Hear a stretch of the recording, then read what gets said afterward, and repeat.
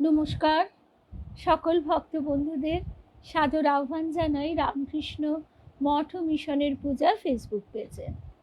রামকৃষ্ণ মঠ ও মিশনের পূজা ফেসবুক পেজে আমরা প্রতি বৃহস্পতিবার শ্রী শ্রী রামকৃষ্ণ লীলা প্রসঙ্গ অনুধ্যান শুনি। আজকে আমাদের সময়টি একটু পরিবর্তিত হয়েছে। গতকালই বলেছিলাম আমাদের পাঠচক্রে যে আমাদের ভক্ত বন্ধুদের আমরা এতটাই কি বলবো, তাদের সঙ্গে আমাদের এমনই একটা সম্পর্ক তৈরি হয়ে গেছে যে তাদের সুখে দুঃখে নিজেদের আমরা আলাদা ভাবতে পারি না। পারমিতা, শুভ সকাল। আর পারমিতার ওখানে বোধহয় এখন দুপুর গড়িয়ে গেছে। এই তো কল্যাণীদিও এসে গেছে। কল্যাণীদির শরীরটা বেশ কয়েক মাস যাবৎ খারাপ যাচ্ছে। সেই থেকে মনটা বারবার ছটফট করে একটু দেখে আসি। তারপর রূপাও যে একটা কঠিন সময় পার হচ্ছে, সেখানে আমাদের মাসিমা, রূপার মা, তাকেও আমরা হয়তো কিছু করতে পারি না, কিন্তু ঠাকুরের কাছে, মায়ের কাছে প্রার্থনা করা বা পাশে দাঁড়ানো তো তাদের মনে একটা শক্তি দেয়। একটু দেখা করতে যাব। মাসিমা সকালবেলা ছুটে এসেছেন। রূপা ভয়েস মেসেজে জানাচ্ছে ফল টল কিনে, রূপার ছেলে তো গোয়াতে থাকে, ওখানেও রিসার্চের কাজ, তা সেইখানে তাড়াহুড়ো করে বেচারা রাত্রিবেলা জেনে কাল সকালে এসে পৌঁছেছে। সকাল নয়, তখন সকাল গড়িয়ে দুপুর হয়ে গেছে। তো বাবাকে দেখতে পারেনি। আজকে সকালে রূপা আর নীল দুজনে গেছে, এই জাস্ট পৌঁছলো কিশোরদার কাছে। তো পৌঁছে বললাম যে তুমি জানিও, অবশ্যই জানিও কেমন আছেন, ভালোই থাকবেন, কেননা কালকেও আমরা যেরকম ফিডব্যাক পেয়েছি তাতে আস্তে আস্তে ভালোর দিকেই যাচ্ছে। তো সেই মাসিমাও, তিনিও নাতিকে একটু দেখবার জন্য ছুটে এসেছেন নরেন্দ্রপুর থেকে দেশপ্রিয় অবধি। মাসিমার সঙ্গে একটু দেখা করব, কল্যাণীদির সঙ্গে একটু দেখা করব, আর সকল ভক্ত বন্ধুদের অনেক অনেক শুভেচ্ছা, ভালোবাসা জানাই। আজকের দিনটা পাঠ বাদ রাখা কখনোই সমীচীন নয়। আমরা ঠাকুরের কথা দিয়েই প্রতিদিন শুরু যেমন করি, শেষও করি। আর তার মাঝখানে এই যে সবাই মিলে একসঙ্গে হয়ে তার কথা আমরা শুনি, এটা আমাদের একটা শক্তিও দেয়, পরম শান্তিও দেয়। সেই জন্য বিকেলের পরিবর্তে আমরা আজকে সকালবেলা একটু সমবেত হচ্ছি। আর জানি সকালবেলা সকলের একটু কাজের ব্যস্ততা থাকে, তবুও আশা করি আমরা যে কজন আছি ঠাকুরের কথা শুনবো। আজকে যে জায়গাটা থেকে আমরা শুরু করব, অদ্ভুত একটা কথা স্বামী শারদানন্দজি মহারাজ বলছেন। শুভ সকাল কল্যাণীদি, কাবেরী, মিনুদি, সংযুক্তা, পারমিতাকে তো আগেই দেখেছি, কল্যাণীদিকেও শুভ সকাল। আমাদের কাবেরীর এখন সামনে বিরাট ট্যুর, সবাই ওরা সুস্থ মতো ঘুরে আসুক, এটাই প্রার্থনা। পূর্ণিমা, রিমা, তৃপ্তি, শুভ সকাল। ভালো করে, আনন্দ করে, সুস্থভাবে ওদের এই বেড়ানোটা হোক, এটাই আমরা সবাই চাই।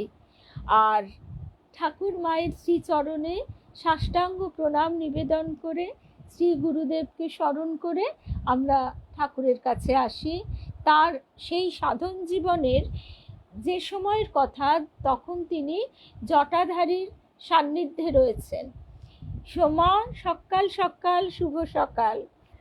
এখানে স্বামী শারদানন্দজি মহারাজ যে কথাটি বলছেন, সেটি হচ্ছে যে সাধারণভাবে দুর্বল জীব, দুর্বল মানবের অন্তরে সু ও কু সকল প্রকার ভাবই অনুক্ষণ উদয় হচ্ছে।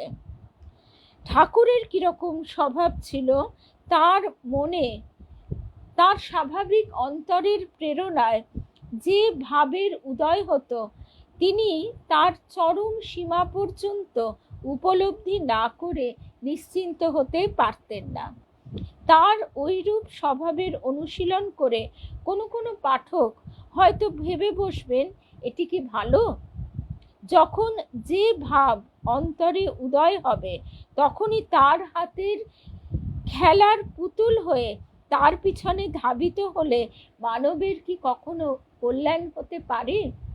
অর্থাৎ আমরা আবেগের বশবর্তী হয়ে আমরা যদি বাস্তব যুক্তি বুদ্ধির ধার ধারলাম না, আমার আবেগের কাছে আমি সৎ, কিন্তু সেইটিকে অনুসরণ করি যদি, তাহলে কি সেটা কখনো ভালো হতে পারে?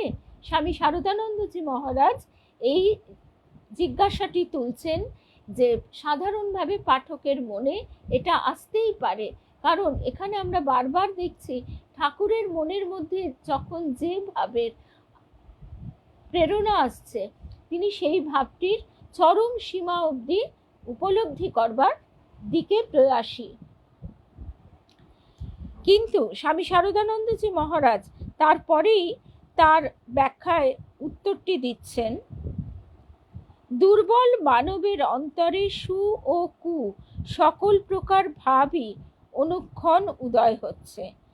ঠাকুরের যেহেতু স্বভাবটি ছিল, তাকে তখনও অবতার বলে তো মানুষ চেনে না, জানে না, সেই জন্য স্বামী শারদানন্দজি সেই জায়গা থেকেই বলছেন যে ঠাকুরের স্বভাবটি যেহেতু একেবারে স্বচ্ছ ছিল, নির্মল ছিল, সেই জন্য তাকে কখনো তার মনের কোনো প্রেরণাই বিপথগামী করেনি।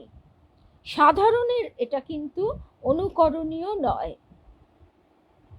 কাবেরী, ভারতীদি, সংযুক্তা, অনেক অনেক ভালোবাসা সংযুক্তা।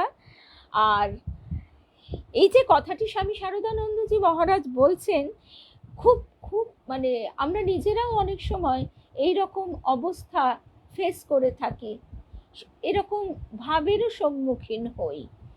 তো এখানে মহারাজজি তাই বলছেন যে এটি কিন্তু সাধারণের অনুকরণীয় হতে পারে না, কেবলমাত্র সুভাব সকলই অন্তরে উদিত হবে। নিজের প্রতি এতদূর বিশ্বাস স্থাপন করা মানবের কখনোই কর্তব্য নয় এবং তার সেই দৃঢ়তাও নেই। কারণ আমরা যেহেতু মায়ার অধীন, ঠাকুরকে এখানে কিন্তু স্বামী শারদানন্দজি মহারাজ অবতার রূপে এখনো বলছেন না, কারণ তখনও তো সাধারণভাবে তাকে কেউ অবতার বলে চেনেনি, এক ওই চিনু শাঁখারি ছাড়া। চিনু শাঁখারি কিন্তু একমাত্র, কিন্তু তার কথা কে ধরবে? তিনি গ্রামের একজন অতি সাধারণ, অতি মানে কি বলবো, মধ্যবিত্তও নয়, উচ্চবিত্ত তো দূরের কথা, মানে রীতিমতো দরিদ্র, সেরকম লেখাপড়া না জানা, অত্যন্ত মানে একদম গণ্ড গ্রামের একজন খুব খুব সাধারণ মানুষ।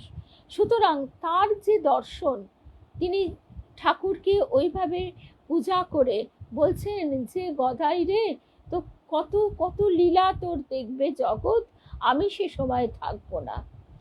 এই বোধ বা চেতনা ঠাকুর তাকে দিয়েছেন, বা চিনু শাঁখারির অন্তর এতটাই স্বচ্ছ ছিল যে তার অন্তরে ঠাকুরের যথার্থ ছবিটি প্রতিফলিত হয়েছে।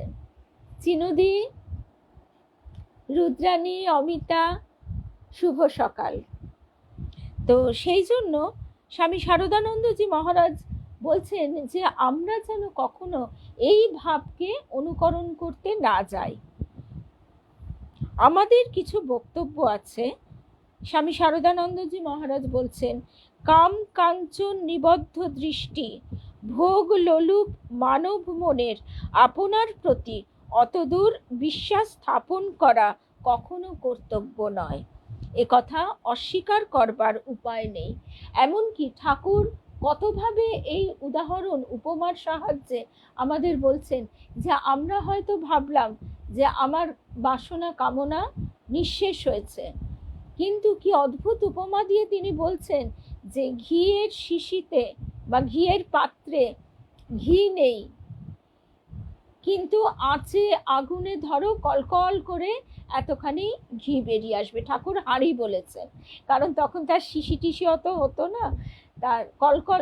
মূল কথাটা এটাই যে দেখছি আমরা ঘি নেই ভেতরে, কিন্তু সেই বিষয়ের সংযোগ হলো, কলকল করে এতটা বেরিয়ে এলো। সুতরাং আমাদের তার কাছে নিরন্তর প্রার্থনা। আমাদের যেহেতু হৃদয়ের শুদ্ধতার ওপর সেই দৃঢ়তা আমরা আনতে পারি না, আমাদের না আছে সাধন ভজন, না আছে তপস্যা দিয়ে।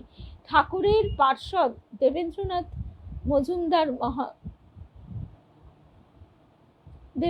মজুমদার মহাশয়, মহাত্মা দেবেন দাদা রূপাই নামটা দিয়েছে, আমাদের সকলের দেবেন দাদা উনি। তো তিনিও পর্যন্ত ব্যথিত হয়েছিলেন, যেহেতু ঠাকুর স্বয়ং তাকে বলছেন যে তোমার ভিতর থেকে সমস্ত মায়ার যে রূপ সেগুলি বেরিয়ে যাচ্ছে। একদিন দেবেন দাদা দেখছেন যে তার ভিতর থেকে সাদা শাড়ি পরিহিতা কয়েকটি নারী মূর্তি বেরিয়ে গেল তাকে প্রণাম করে। তখন দেবেন দাদা খুব অবাক হয়ে ঠাকুরের কাছে গিয়ে একথা বলছেন। ঠাকুর তখন খুব খুশি হয়ে বলছেন, তোমার ভিতর থেকে সমস্ত মায়া অন্তর্হিত হলো। মহামায়ার যে অবিদ্যা শক্তি, সেই অবিদ্যা শক্তিগুলি তোমার ভিতর থেকে অন্তর্হিত হলেন। তো হেন দেবেন দাদাও কষ্ট পাচ্ছেন, যেহেতু তিনি তখন গিরিশ ঘোষের থিয়েটারের দলে কর্মচারী, তিনি সেখানে ক্লারিক্যাল কাজকর্ম করতেন। সেই জন্য তাকে বহু নটীদের সঙ্গ সান্নিধ্য মেনে নিতেই হতো। সেই ব্যথায় তিনি এতটাই কাতর ছিলেন যে ঠাকুরের ওই কথাটা তার বারবার মনে হতো, কালীর ঘরে বাস করলে কালী লাগবেই। তাই তিনি তার তো অপূর্ব সেই সাধন সঙ্গীত তিনি গানের মধ্যে দিয়ে লিখছেন, এলো তোর দুষ্ট ছেলে তুষ্ট হয়ে নে মা কোলে। এবং সেই দিনই প্রথম শ্রী শ্রী মা তো অবগুণ্ঠনবতী ছিলেন, কিন্তু সেই দিন তিনি ঘোমটা তুলে দৃষ্টি দিয়ে দেবেন দাদাকে আশীর্বাদ করেন। এবং তারপর থেকে তিনি দেবেন দাদার সামনে আর কখনোই ঘোমটা দেননি। এই ঘটনা ঘটেছিল অর্চনালয়ে। আমরা এখন যেখানে যাই শ্রী রামকৃষ্ণ অর্চনালয়ে, সেই জানলার ধারটিও আমরা জানি কোন জানলার ধারে বসে মা রথের অনুষ্ঠান দেখছিলেন। এখন যেখানে মন্দির, তখন সেখানে উঠোন ছিল এবং সেখানে রথযাত্রা অনুষ্ঠান হচ্ছিল। আর দেবেন দাদার শেখানো গানটি ছোট অল্প বয়সী ভক্ত ছেলেরা গাইছিল। কিন্তু এটি যে শুধুমাত্র গান নয়, দেবেন দাদার হৃদয়ের কান্না, সেইটি তো মাকে আর বুঝতে সময় লাগেনি, মা অন্তর্যামিনী। তো সুতরাং এখানে আমরা দেখছি যে অতএব ইতর সাধারণ মানবের পক্ষে ভাব সংযমের আবশ্যকতা বিষয়ে কোনরূপ সন্দেহের উত্থাপন করা নিতান্ত অদূরদৃষ্টি ব্যক্তিরই সম্ভবপর। কিন্তু বেদ ইত্যাদি শাস্ত্রে আছে, ঈশ্বর কৃপায় বিরল কোনো কোনো সাধকের কাছে সংযম নিঃশ্বাস প্রশ্বাসের মতো সহজ ও স্বাভাবিক হয়ে দাঁড়ায়। আমরাও কিন্তু নিজেদের জীবনে কিছু কিছু জিনিস দেখতে পাই, যেমন অনেক সময় অনেক আচরণ, যারা হয়তো বাইরের মানুষ বললেন বাহ এটা তোমার ভালো আচরণ, বা অন্যদের ভিতরে হয়তো সেই কুভাবটা দেখা যাচ্ছে, আমি হয়তো আমার বা আরো কয়েকজনের মধ্যে সেটা দেখছি না। সেইটি গুরু কৃপা, তার জন্মান্তরের সংস্কার আশীর্বাদের ফলে এটাও জীবের ভিতরে আস্তে আস্তে একটু একটু করে প্রকাশিত হয়। আর এখানে তো ঠাকুরের মধ্যে সম্পূর্ণ সত্য গুণের যে ভাব ঘন রূপটির প্রকাশ, সে কথা তো বলাই বাহুল্য। তাদের মনে তখন কামকাঞ্চনের আকর্ষণ হতে এককালে মুক্তি লাভ করে কেবলমাত্র সুভাব সমূহের নিবাসভূমিতে পরিণত হয়। ঠাকুর হোমা পাখির কথা কথামৃতে বলেছেন যে সে আকাশে উঠতে উঠতে ডিম পারলো, ডিমটি নিচে পড়ছে পড়ছে পড়ছে, কিন্তু সে আর পৃথিবীর মাটি স্পর্শ করলো না, মাঝখানেই সেই ডিমটি ফুটে ছানা বেরিয়ে গেল। এবার ছানাটাও মাটিতে পড়ছে পড়ছে, কিন্তু সে জানে যে পড়লেই আমার মৃত্যু, তখন সে একেবারে তার আপ্রাণ শক্তিতে ডানা নাড়তে লাগলো, সে উড়ে গেল। এইভাবে ঠাকুর কত সূক্ষ্মাতি সূক্ষ্ম মনের ভাবের ব্যাখ্যা বিশ্লেষণ আমাদের মানে সহজ উপমা দিয়ে করেছেন, যাতে আমরা বুঝতে পারি বা মনেও রাখতে পারি। শুভ সকাল, সকল ভক্ত বন্ধুদের শুভ সকাল জানাই। ঠাকুর বলতেন শ্রী শ্রী জগদম্বার প্রতি সম্পূর্ণ নির্ভরশীল ওইরূপ মানবের মনে তখন তার কৃপায় কোনো কুভাব মাথা তুলতে বা প্রভুত্ব স্থাপন করতে সক্ষম হয় না। অর্থাৎ আমরা যদি সত্য সত্যই ভালো হতে চাই, আন্তরিক হতে চাই, তার চরণের উপযুক্ত হবার বাসনা যদি সত্যই আমাদের জাগে, আমার গুরুদেব এই কথাটি বলতেন যে নিজেকে সম্পূর্ণ দিয়ে দে। তখন আমরা হয়তো অনেক সময় নিজেদের কন্ট্রোল করতে পারি না, মায়া মোহ লোভ কামনা বাসনা জর্জরিত আমরা। একটা খাওয়ার লোভও তো লোভ, প্রত্যেকটা একটা যে কোনো কিছুর প্রতি আকর্ষণ, সেগুলো থেকে তো আমরা বেরোতে পারি না কম বেশি। তো সেক্ষেত্রে যদি শুধু তাকেই চাই, আজকে সকালেই পারমিতার সঙ্গেও এই কথাটা হচ্ছিল, আমরা সত্যি নিজেদের বারবার বিশ্লেষণের মধ্যে দিয়ে আমরা এইভাবেই ভাবের আদান প্রদানের মধ্যে দিয়েই আমরা কিন্তু তার চরণে নিবেদন করতে পারি নিজেদের, যে এটা কিন্তু কোনো বিষাদ বা হতাশা নয়। এখন সত্যি মনে হয় সমস্ত মনটা যেন তার চরণে দেবার উপযুক্ত হয়, মনের কোনো রকম বিক্ষেপ যেন না আসে। এবার নিজেরা সেটা পারি না, তার কাছে প্রার্থনা। ঠাকুরও সেই কথা বলছে, মা তখন তার পা বেতালে পড়তে দেন না। ঠাকুর বলছেন যে জীবও যদি এইভাবে প্রার্থনা করে, মা তার পা কখনো বেতালে পড়তে দেন না। ওইরূপ অবস্থাপন্ন মানব সেই সময় অন্তরের মনোভাবকে, প্রত্যেক মনোভাবকে বিশ্বাস করলে তার দ্বারা কিছুমাত্র অনিষ্ট হওয়া দূরে থাক, বরং বিশেষ কল্যাণই সংসাধিত হয়। এইখান থেকেই আবারও আমরা স্মরণ করি সেই আজ্ঞাচক্র। এই আজ্ঞাচক্র হৃদয়ে প্রতিষ্ঠিত। এইখানে এটা তো আমাদের ডাক্তারি শাস্ত্রের কথা নয়, এটা হচ্ছে যোগ শাস্ত্রের কথা, যে এই চক্র তো অবশ্যই শরীর ব্যবচ্ছেদ করে দেখা নয়। এখানে যে শক্তিটি, সেই শক্তি যখন নিম্নাভিমুখী হয় তখন তা আবেগ। দেবী মা বারবার আমাকে এই কথাটা, আমি নিজের কানে যে কতবার শুনেছি, কিন্তু কথাটার মর্ম তখন বুঝতে পারিনি। তিনি জীবনের নানা ঘটনার মধ্যে দিয়ে তার মর্মটা বুঝিয়ে দিয়েছেন। এটাই গুরু কৃপা, যে আবেগ যখন আমরা, কারণ কি আমরা আবেগকে একটা গুণ বলে ধরি, কিন্তু সেই আবেগ যখনই নিম্নগামী হয় তখন তা আসক্তি, আর যখন তা কামনা বাসনা, আর যখন তা ঊর্ধ্বগামী হয় তখন তা ভক্তিতেই রূপান্তরিত হয়। আমরা দুর্গা মায়ের যে চিঠি পড়েছি সেখানেও আছে, মা বলছেন আমার নিম্নমুখী অশ্রু তুমি ঊর্ধ্বগামী করো। এইসব কথার যে অন্তর্নিহিত অর্থ আমরা অনেক সময় তো বুঝতে পারি না। শুভ সকাল শ্রী স্বপ্নাদি, রূপশ্রী, জয়িতা, সুজিত বাবু। তারপরে স্বামী শারদানন্দজি আরো বিশ্লেষণের মধ্যে দিয়ে যাচ্ছেন, দেহাভিমান বিশিষ্ট, অর্থাৎ এই দেহটাকেই তো আমরা আমি বলে ভুল করি।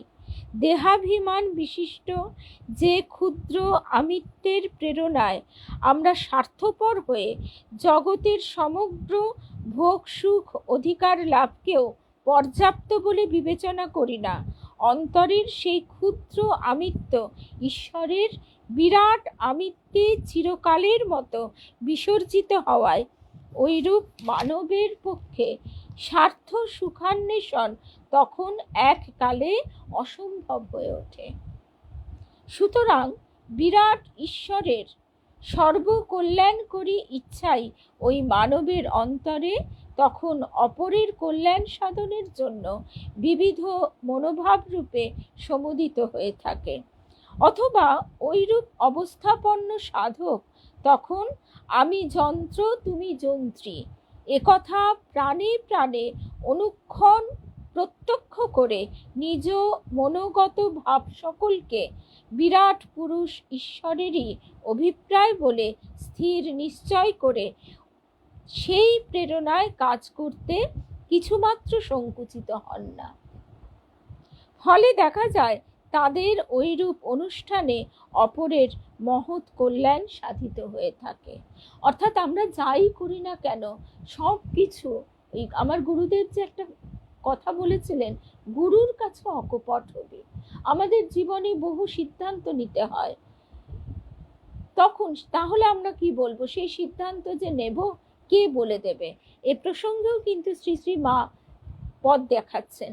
শ্রী শ্রী মা বলছেন, ওই সময়ে তুমি আমার আদেশ যদি পেতে চাও তাহলে নিজেকে একদম নীরবতা এবং সংযমের মধ্যে রাখো।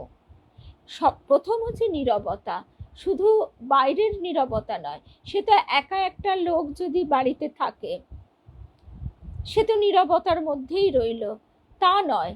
নীরবতা মানে সম্পূর্ণ তার অন্তর নীরব হবে, তার মনের মধ্যে চিন্তার ঢেউ উঠবে না। বহু ক্ষেত্রে বহু সময়ই আমরা এমনও দেখি যে অনেকেই বলেছেন যে বাড়িতে একা থাকি তো সেই জন্য টিভিটা চালিয়ে রাখি, মনে হয় যেন বাড়িতে লোকজন আছে। এইগুলো হচ্ছে আমাদের মনের নানান রকম দুষ্টুমি। মন আমাদের এইভাবেই পুশ করতে থাকে। সেই সময় কেন আমরা এভাবেও তো চিন্তা করার শিক্ষাটা মনকে দিতে পারি যে তুমি একা কেন, তুমি তো ঠাকুর মায়ের পাশে বসে আছো, ঠাকুর মায়ের সামনে বসে আছো, তাদের সঙ্গে আছো। এবং এই যে কল্যাণীদি যখন বলে, খুব ভালো লাগে যে আমি সব কথা মাকে বলি। আস্তে আস্তে এই ভাবটা কেন আমাদের মধ্যে কম বেশি আসছে, তার একটাই কারণ, অবতার লীলার যে অল্প দূরত্বে আমরা আছি এটি আমাদের মহা সৌভাগ্য দিয়েছে। একথা আমাদের গুরুদেব সবসময় বলতেন। এইটি হচ্ছে অবতার লীলার মাহাত্ম্য এবং মাধুর্য। আমরা কালী যতই পূজা করি না কেন, সেই মহাকালীকে কি আমরা আপনার বলে বলতে পারি আমার আজকে রান্না করতে ইচ্ছে করছে না? বলতে পারি না। আজকে আমার মন মেজাজ ভালো লাগছে না, কোনো কাজ করতে ইচ্ছে করছে না, এইসব আবোল তাবোল কথা মনে হবে, কিন্তু এই সব কথা আমরা মাকে বলতে পারি। এই ভাবটাই, ভাবের প্রসার ঘটে। অবতার লীলার মাহাত্ম্য এটাই। আকাশে বাতাসে প্রত্যেক মানুষের হৃদয়ে হৃদয়ে এই ভাবটি বিস্তার লাভ করে। এইটাই হচ্ছে মাধুর্য এবং মাহাত্ম্য। সেই স্বামী ভূতেশানন্দজি মহারাজ এই কথাই বলছেন যে তুমি মায়ের মাহাত্ম্য নাই জানতে পারো, আমি মায়ের মাহাত্ম্য নাই জানতে পারি, কিন্তু মাকে তো মা বলে ডাকতে পারি। আর মা হচ্ছে একাক্ষরা এমনই মন্ত্র, ব্রহ্ম মন্ত্র, যে এই জগৎ পালনী, জগৎ তারিণী, জগৎ কারণ মা আমাদের এই একটা ডাকেই সাড়া দেন। ঠাকুর তো প্রথমে এই মা ডাক ডেকেই সিদ্ধি লাভ করেছেন।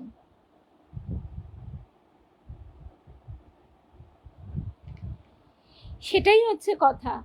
কোনটা যে তোমার আগে হতো স্বপ্নাদি আমি ঠিক বুঝতে পারলাম না, কিন্তু যাই হোক, আমরা সবাই তাকে যে আপনার থেকে আপন জন বলে ভাববার মনের সহায়তা পাচ্ছি, সেটাই তো তার কৃপা, এটাই তার কৃপার স্পর্শ। আর কৃপার বোধে আনন্দ। আমার গুরুদেব এই কথাটিও বলতেন যে আজকে আমি যখন আমার পূর্বের আমিকে দেখি, আজ থেকে 10 বছর আগের, 15 বছর, 20 বছর আগের আমিকে দেখি, এখন আমি তখন নিজেরই আমার হাসি পায়, নিজেরই বোধ হয় যে কতটা ইম্যাচিওর ছিলাম। তা সুতরাং এইভাবে আমাদের দেবী মা আরও একটি কথা বলতেন যে এই পথ চলাতেই আনন্দ। তারপরে যে কথায় ছিলাম আবার সেই কথাতে আসি। বিরাট ইচ্ছা শক্তির সঙ্গে নিজ ক্ষুদ্র ইচ্ছাকে সর্বদা অভিন্ন রেখে তারা মানব সাধারণের মন বুদ্ধির বিষয়ীভূত বিষয় সকল তখন সর্বদা ধরতে বুঝতে সক্ষম হন। কারণ বিরাট মনে সূক্ষ্ম ভাব আকারে ওই সকল বিষয় পূর্ব হতে প্রকাশিত থাকে। আমরা এই ভাবটা অনেক সময় তারই খুব অপভ্রংশ রূপ টেলিপ্যাথি। আমরা অনেক সময় বলি যে আমরা কোনো প্রিয়জনের কথা চিন্তা করছিলাম, এটা সাধারণভাবে সন্তান মা এক্ষেত্রে হয়, স্বামী স্ত্রীর ক্ষেত্রে হতে পারে, খুব প্রিয় বন্ধুর ক্ষেত্রে হতে পারে, প্রেমিক প্রেমিকা হতে পারে, সবচেয়ে বেশি হয় গুরু শিষ্য সম্পর্কে। গুরুকে যদি আমরা আন্তরিকভাবে কিছু বলি সেটা তার অন্তরে পৌঁছয়, এবং তারই একটা সদ্য উদাহরণ আমরা আমাদের কেয়া এখন আছে কিনা আমি ঠিক বুঝতে পারছি না। কেয়া সেদিনকে বলছে যে ওর গুরু সেবা করবার যে ইচ্ছা, এবার ও তো বেহালায় থাকে, বরিশা আশ্রমটি ভীষণ সুন্দর, যদি কারোর পক্ষে সম্ভব হয় অবশ্যই যাবার অনুরোধ রাখবো। সেই বরিশা আশ্রমে ওর গুরুদেব এসেছেন। এবারে কেয়া ভয় পাচ্ছে যে আমি গিয়ে এরকম একটা অ্যাপ্রোচ করব কিনা, তারা সেটি গ্রহণ করবেন কিনা, বা আমি আমার বাড়িতেই বা হাজব্যান্ডকে বলবো কিনা, সেও যদি একটা বিপরীত কথা বলে আঘাত পাবো মনে। এত সব ভাবতে ভাবতে ওই তিনি আমাদের কাছে কতভাবে উত্তর পাঠিয়ে দেন। আমাদের সুতপা, সে তাকে সাহস জোগালো, সে বলল তুমি করেই দেখো না। এবং এত আনন্দ হয়েছে শুনে যে কেয়ার ইচ্ছাটি পূর্ণ হয়েছে, সে তার গুরুকে রান্না করে নিবেদন করতে পেরেছে, এবং তার হাজব্যান্ডও কতখানি আনন্দের সঙ্গে সেই ব্যবস্থা করে দিয়েছেন। ও স্বপ্নাদি বলছে এই কথা, একদম এতে কি হয়, এতে চিত্ত চাঞ্চল্য বাড়ে বই কমে না, তাই না? যেখানে আমাদের ধ্যান শিক্ষার উপায় বলা হচ্ছে নিবাত নিষ্কম্প মোমবাতির শিখা, অগ্নি শিখার দিকে তাকিয়ে থাকো, বা নিজের অন্তরে তারপর সেটিকে প্রতিফলিত হয়েছে এইভাবে দেখো, প্রথমে চোখ চেয়ে তাকিয়ে থাকো, তারপর সেটি নিজের অন্তরে দেখো। এখন মোমবাতির শিখা এটা যেমন একটা পদ্ধতি, তার থেকেও মধুর পদ্ধতি হচ্ছে ঠাকুর মায়ের মুখের দিকে বা নিজের গুরুর মুখের দিকে চেয়ে থাকা। আর যাদের পক্ষে গুরুর সান্নিধ্য লাভ করা সুযোগটা বেশি হয়, তাদের তো আরো তাড়াতাড়ি আরো সহজেই সেটা ভাবটা আসে। আমরা একটা কথা থেকে আরো অনেক কথায় চলে যাচ্ছি, কিন্তু খোকা মহারাজ স্বামী শুভদানন্দজি, তার একটা প্রসঙ্গ আমরা এর আগেও শুনেছি একাধিকবার, যে তিনি খুকু বলে একটি মেয়েকে, তার শিষ্যাকে খুব ভালোবাসতেন, বালিকা। তারপর তার মৃত্যু হয়, কিন্তু সে মানে ওই যে বললাম বারবার না, ঘটনাটা এমন জটিল আমি পরপর ঠিকভাবে বলতে পারি না বই ছাড়া, মানে খাতায় আমার কাছে লেখা আছে। সে কিন্তু সেই স্বামী শুভদানন্দজি মহারাজ, তিনি খুব অসুস্থ অবস্থায় সেই খুকুকে দেখছেন, যে খুকু তাকে বাতাস করছে। তখন তিনি জিজ্ঞাসা করছেন যে তুই কোত্থেকে এলি? তিনি বলছেন এই তো তুমি বলেছিলে, আমি ঠাকুরের কাছে ছিলাম, সেখান থেকে এলাম। তো এইরকম কথোপকথন হচ্ছে। মূল কথাটা যেটা, শুভ সকাল, তা মূল কথাটা যেটা, সেখানে স্বামী শুভদানন্দজি বলছেন যে যারা ঠাকুরকে দেখেনি, মাকে দেখেনি, তারা অনেক সময় তার সঙ্গে সেই মানে অ্যাসোসিয়েশন যাকে বলে সেইটা করে উঠতে পারে না। তখন কি হয়, সেই প্রতিভু হিসেবে গুরুকে আমরা দেখছি। এবং খুব মানে বাস্তব কথা, আমার গুরুদেবকে কিন্তু আমি বেশি ভালোবাসতাম আগে। ঠাকুরের কথা তখন অনেক সময় মনেই পড়তো না। এমনকি এমনও হয়েছে, ঠাকুরের জন্মদিন আমি গেছি গোলপার্ক থেকে এত বড় ফুলের একটা বুকে নিয়ে গিয়ে গুরুদেবকে দেব। তখন গুরুদেব বলছেন ঠাকুরকে দিকে যা। আমি বললাম না, আমি আপনার জন্য এনেছি। তখন আবারও বললেন যা ঠাকুরকে দিকে যা, ঠাকুরকে দিলেই আমায় দেওয়া হয়। তাও আমি তার সঙ্গে বলছি না, এটা আপনাকেই দেব। তখন গুরুদেব একগাল হেসে সেটি স্পর্শ করে বললেন এবার হয়েছে, যা ঠাকুরকে দিকে যা। কিন্তু তার ওই কৃপাটি তিনি সেই দিন করেছিলেন, যে বুঝিয়ে দিয়েছেন গুরু ইষ্ট অভেদ। সেদিন নয়, তার অনেক পরে। কিন্তু এইভাবেই গুরুর সঙ্গে আমরা এতটা নিকট হতে পারি, কারণ আমরা ওই যে নাম রূপের জগতে বাস করি। আমরা ঠাকুরকে ছবি তো তাও দেখেছি, এতটাই আমাদের সৌভাগ্য। কিন্তু তবু আমরা গুরুর প্রতি সেই ভালোবাসা, সেই শরণাগতি আস্তে আস্তে ইষ্টের সঙ্গে বিলীন হয়ে যায়।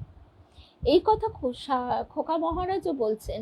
পরে সেই খুকু বলে মেয়েটি, সে বলছে যে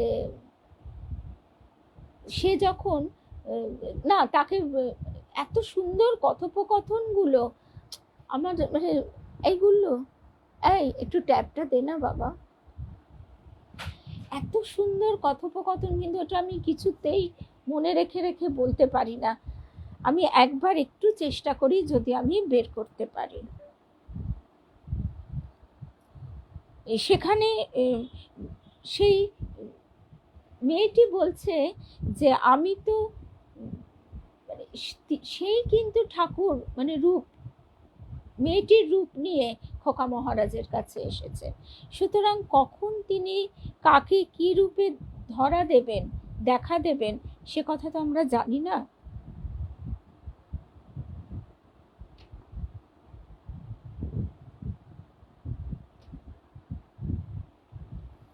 এটা বের করবার আমি এটা দিলাম, দেখি এটা বেরোতে থাকুক। ততক্ষণে আমরা আজকের যে প্রসঙ্গটি সেইখানটায় আসি।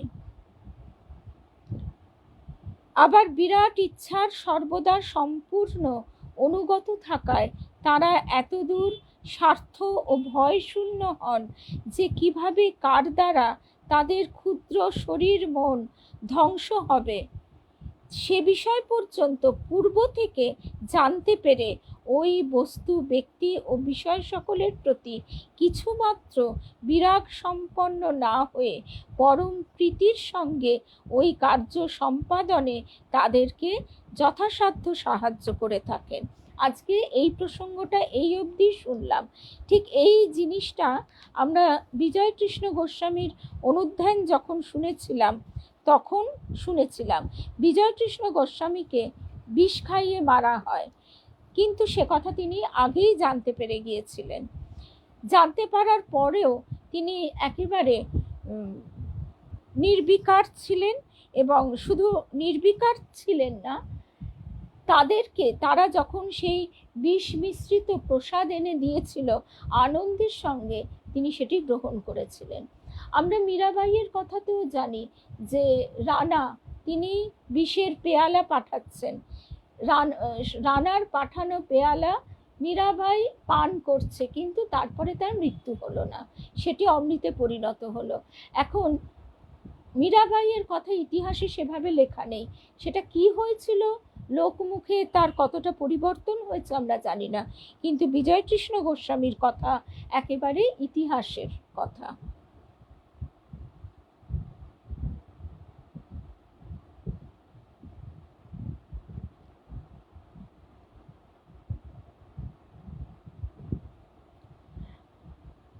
বের করাটা একটু অনেক সময়। ও, মেয়েটির নাম কুসুম, মেয়েটির নাম কুসুম, খুকু নয়। এই যে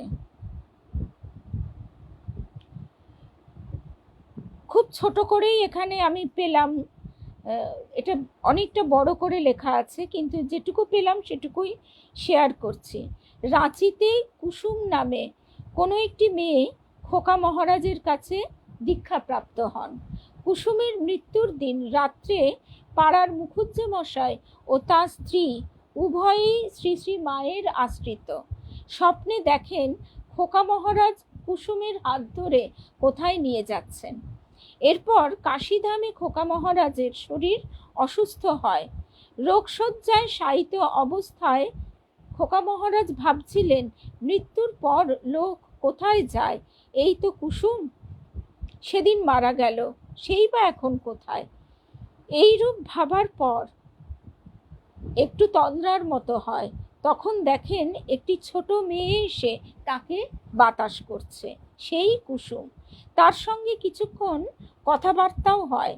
তাতে তিনি জানতে পারেন যে স্বয়ং শ্রীরামকৃষ্ণ দেবী খোকা মহারাজের রূপ ধরে এসে কুসুমকে তার মৃত্যুর দিন হাত ধরে নিয়ে গিয়েছিলেন।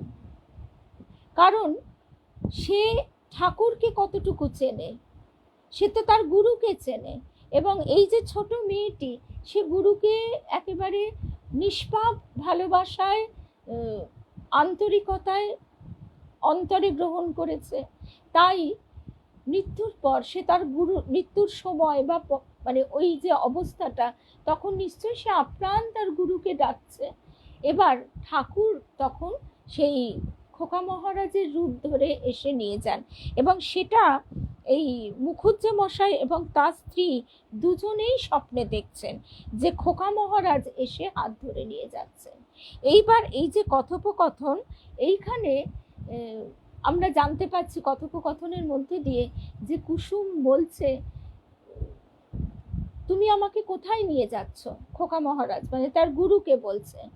তখন তিনি বলছেন যে আমি কে বলো তো? তখন বলছেন তুমি কে? বলছে তুমি যার পুজো করো আমি সে। বলছে তাহলে তুমি এইভাবে আমার সামনে এসেছো কেন? বলে তিনি তখন তার স্বরূপটি দেখাচ্ছেন। এই ঘটনাটি আরো বিস্তারিত লেখা আছে স্বামী সুবোধানন্দের স্মৃতিকথা। আমরা এই বইটা এর আগে বের করেও সকলে মিলে শুনেছিলাম। এই ঘটনাটি আমাকে ভীষণভাবে হন্ট করে, কারণ এই ঘটনাটির থেকেই আমরা বুঝতে পারি যে তারা মানে গুরু ইষ্ট অভেদ। এবং শুধু তাই নয়, কিভাবে আমরা যখন জন্মাই তখন আমরা একাই তো আসি, আমরা মায়ের গর্ভে কিভাবে লড়াই করছি আমাদের মনে থাকে না। স্বামী জ্যোতিষ্বরানন্দজি মহারাজ তাই বলছেন যে একদিন বাদ কেটে গেলেই আমরা সেদিনকার কথা কতটা ভুলে যাই। ঠিক সেই রকম আমাদের পূর্ব জন্মের কথা তো ভুলেই গেছি, মাতৃগর্ভের কথা ভুলে গেছি, এমনকি আমাদের শৈশবের কথাই বা কতটুকু মনে থাকে। কিছুটা আমরা গল্পে শুনি বড় বাবা মায়েদের কাছে, ছবি দেখি, তাতে হয়তো স্মৃতিটা একটু উজ্জীবিত হয়, কিন্তু বাস্তবিক এগুলো যদি কিছু না থাকতো তাহলে আমরা ভুলে যেতাম। এইখান থেকেই মনে হয় আমার গুরুদেব বলছেন, ঠাকুর তুমি আমার সব স্মৃতি ভুলিয়ে দাও। এই স্মৃতিগুলোই তো আমাদের পৃথিবীতে আসবার যে আকর্ষণ, সেই আকর্ষণই শক্তির কাজ করে। আমাদের মনে হয় আমাদের এই যে সিনেমা দেখা, নাটক নভেল পড়া, এগুলি হচ্ছে সমাজের ভোগের ছবি। সেই ছবিগুলো আমাদের মনের মধ্যে অবশ্যই তরঙ্গ তোলে, এবং তখনই সেইগুলি আমাদের যখন স্থূল দেহ ছেড়ে যাত্রা শুরু হয়, ওইগুলি তো আমাদের সংস্কার রূপে আকর্ষণ করতে থাকে। এই ঘটনাটি আমরা আবারও শুনবো নিশ্চয়ই। আজকে কথা প্রসঙ্গে এসে গেল, ছোট্ট করে তবু পেয়েও গেলাম, একটুখানি শুনলাম। তো আমাদের মনটা এটাই প্রার্থনা যে সম্পূর্ণ যেন তাতে নিমগ্ন হতে পারে, সেই চেষ্টাও যেমন আমাদের, প্রার্থনাও আমাদের। আর তারপর তো কৃপা, তিনি তো কৃপা করবার জন্য বারবার বলছেন, তিনি 10 পা এগিয়ে আসছেন। জয় রাম কৃষ্ণ, জয় রাম কৃষ্ণ, জয়